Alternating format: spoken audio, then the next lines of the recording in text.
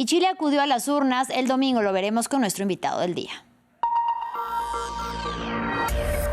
Y lo hicieron para elegir a su presidente, la totalidad de los integrantes de la Cámara de Diputados y la mitad del Senado. Janet Jara y José Antonio Kast son los vencedores de la primera vuelta electoral y quienes se enfrentarán el 14 de diciembre para convertirse en el sucesor del actual mandatario Gabriel Boric. Para hablar sobre el tema, saludo con mucho gusto a Guillermo Holzman, quien es analista político y académico de la Universidad Valparaíso. Bienvenido y gracias por la comunicación. ¿Qué tal? ¿Cómo están? Un agrado saludarles. Ya lo decíamos, Janet Jara consiguió pasar a la segunda vuelta y lo hizo en el primer lugar con más del 26% de los votos. Es candidata de izquierda y exministra del mandatario Gabriel Boric. Este primer triunfo, según su análisis, ¿quiere decir que una parte importante de los chilenos buscan continuidad en el Palacio de la Moneda? Solamente un 27% busca una continuidad, dejando un 73% o 73% en realidad, estamos buscando otras alternativas que se van a definir en la segunda vuelta.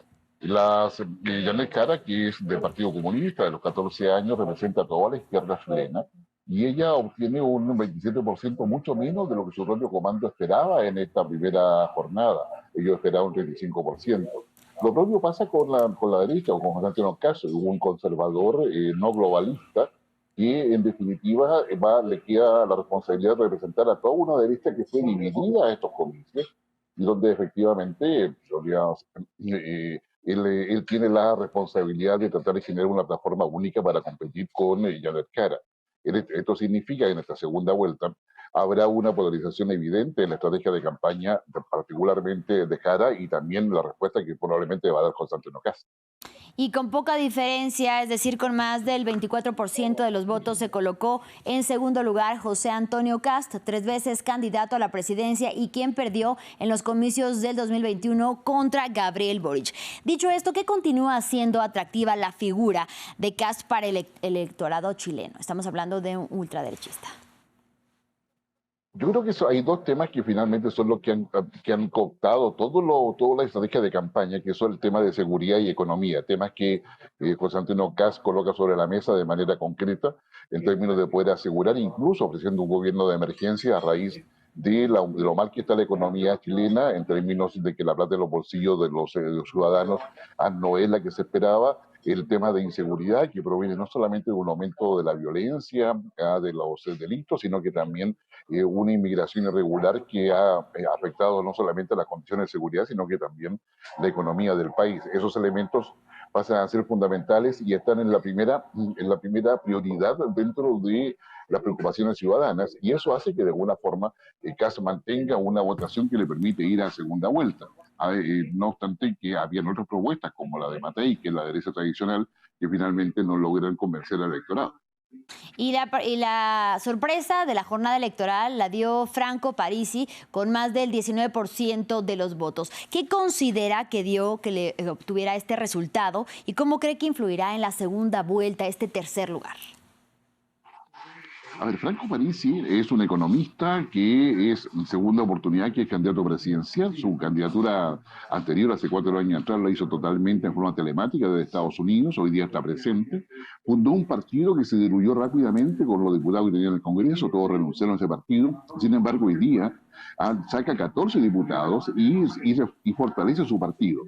Con ese 19% más la representación parlamentaria, los Franco Parisi se transforma en un partido que va a decidir las cosas, porque es el que va a inclinar la balanza en la Cámara de Diputados a uno u otro lugar, y que para esta segunda vuelta tendrá que decidir si acaso va a escuchar o dialogar o negociar incluso con Jara o con Kast para poder orientar su voto. Sin embargo, desde el punto de vista de análisis, se ve difícil que él quiera negociar, porque la posición que hoy día tiene de ser actor político relevante, con votos en la Cámara de Diputados y con capacidad de incidir en el éxito o no del próximo gobierno, claramente sugiere de que más le vale no tomar carta hoy día, sino que dejarse un espacio de libertad para poder negociar mucho mejor una vez que asuma el gobierno.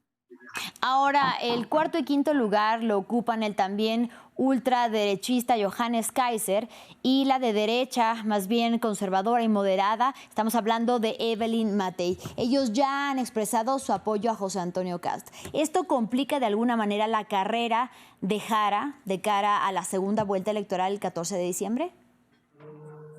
Sí, efectivamente complica la posibilidad de Jara porque no tiene mucho espacio de dónde recuperar votos, de dónde sacar votos para aumentar el actual porcentaje que tiene. La mayor posibilidad o opción es negociar con Parisi. Sin embargo, se ve difícil que toda la votación de Parisi vaya hacia Jara o incluso una parte de ella. Pero el tipo de negociación es la que más complica. Parisi juega siempre a ganador y él va a querer negociar si hay alguna negociación que hacer. Vamos con Kast. En consecuencia, el espacio de crecimiento de Jara es bastante limitado y eso yo creo que es una complicación y que va a colocar a su estrategia de campaña en este mes que queda una necesidad de polarización muy importante, que sería la respuesta de Manuel a un escenario como este. A su vez también Evelyn Matei, que representa, como tú bien decías, la derecha liberal conservadora tradicional de Chile, ha quedado demostrado que los partidos tradicionales de la derecha están debilitados, están fragmentados y que están viviendo la Bien, ahí estamos. crisis en España y donde efectivamente este debilitamiento de la derecha tradicional significa en la práctica un nuevo escenario que se deberá enfrentar con un Kaiser finalmente, aquel libertario, al igual que Milei, que tiene muchos puntos en común y que se consolida como un partido renovado dentro de este nuevo escenario político electoral. De acuerdo a lo que usted nos comenta, ¿usted creería entonces que es más probable que Parisi pueda querer hacer alianza con la ultraderecha y la derecha moderada más que con el izquierdismo y el comunismo? Sí, yo diría con la derecha moderada y con condiciones si es que hace algún tipo de alianza. Yo creo que Parisi lo que va a hacer es tratar de sobrevivir como actor relevante, quedándose en Chile, liderando un partido político, cosa que no hizo anteriormente, y generando una negociación que le permita a Parisi ser candidato presidencial en 4 años más. En 4 años más, ya con esta propuesta o resultados electorales, tenemos a Parisi como potencial candidato y también a Johannes Kaiser. Recordemos que en Chile no hay reelección, por lo tanto, necesariamente en 4 años más tiene que haber una renovación. En consecuencia, el cálculo de Parisi va a estar muy asociado a su futuro político y a la posibilidad real de poder llegar a ser presidente de Chile. Ya lo decíamos, también hubieron elecciones parlamentarias, la totalidad de diputados y la mitad del Senado. ¿Cómo queda distribuido este Congreso Nacional chileno y qué significaría para quien llegue a ocupar el cargo? A ver, en este minuto el Senado, que se renovaba la mitad de esta aproximadamente, queda prácticamente en un empate técnico con una leve ventaja para la derecha. Y esto es un mal resultado para la derecha que pensaba tener una mayoría sólida en el Senado. En consecuencia, cualquier cosa que quiera hacer el nuevo presidente o presidenta de Chile va a tener que negociar con todos los partidos que son los que mueven, digamos, la mayoría dentro del Senado, pero porque ninguno de ellos tiene la posibilidad de imponer su voluntad. En diputados, el balance es totalmente favorable a la derecha, pero no con las mayorías necesarias para hacer cambios y transformaciones profundas. En consecuencia, cualquier posibilidad de avanzar en una agenda transformadora va a quedar limitada porque no está la posibilidad de obtener de buenas a primeras una mayoría que sea sólida y que le permita avanzar en proyectos transformadores de profundidad, por decirlo en términos, yo diría, más reiterativos.